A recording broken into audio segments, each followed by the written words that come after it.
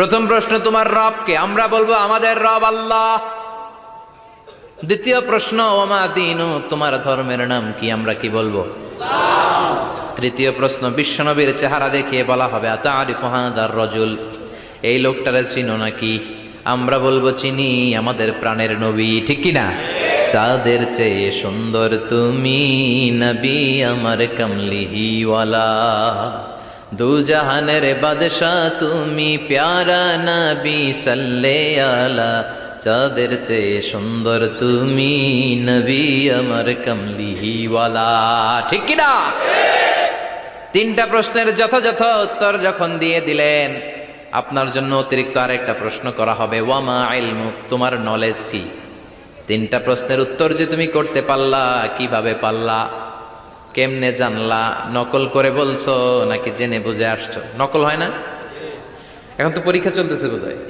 কি পরীক্ষা? এসএসসি পরীক্ষা। নকল হয়? কৃষ্ণপুরে নকল নাই না?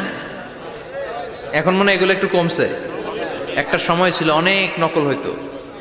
পাঞ্জাবের ভিতরে নকল, পকেটে নকল, টুপির ভিতরে নকল, মৌজার ভিতরেও নকল, এমনকি মেয়েরাও নকল করে পরীক্ষার হলে আসে না নাই?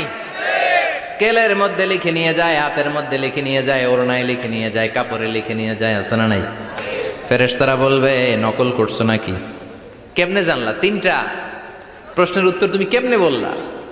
আল্লাহ তোমার রব, ইসলাম তোমার ধর্ম, এই লোকটা বিশ্বনবী, কেমনে চিনলা? আপনাকে তখন বলতে হবে আমি কোরআন থেকে শিখেছি, আমি হাদিস থেকে শিখেছি, আমি ইসলাম জেনে বুঝে মেনেছি, আমি আন্দাজে কোথাও ঘুরি নাই। চিল্লা এখন ঠিক কিনা? আপনাকে বলতে হবে, এজন্য শিখতে হবে, প্রতিনিয়ত ইসলাম সম্পর্কে জানতে হবে, আখের গোছাতে হবে, জীবনটাকে আলোকিত করতে হবে। চিল্লায় বলেন ঠিক কিনা?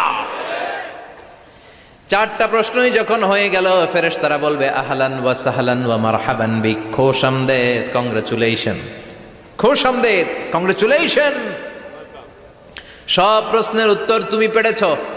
ফায়ুফসাহু লাহু কবরুহু ৭০ যিরান, আপনার কবরটারে ৭০ হাত লম্বা করে দেয়া হবে। ওয়া ইফতাহু লাহু বাবুন ইলাল জান্নাহ, আপনার কবর থেকে জান্নাতের দিকে দরজা খুলে দেয়া হবে। ওয়া ইউলবাসু মিন লিবাসি আহলিল জান্নাহ, জান্নাতের দুইটা রেশমি কাপড়ের পোশাক এনে আপনারে পরিয়ে দেয়া হবে। আর বলা হবে নাম কানাও মিলা আরুস, ঘুমাও, sleep, you should get some sleep now, তোমাকে লম্বা সময় পাড়ে দিতে হবে, ঘুমাও। কানাও মিলা আরুস, যেমনি বর বাসর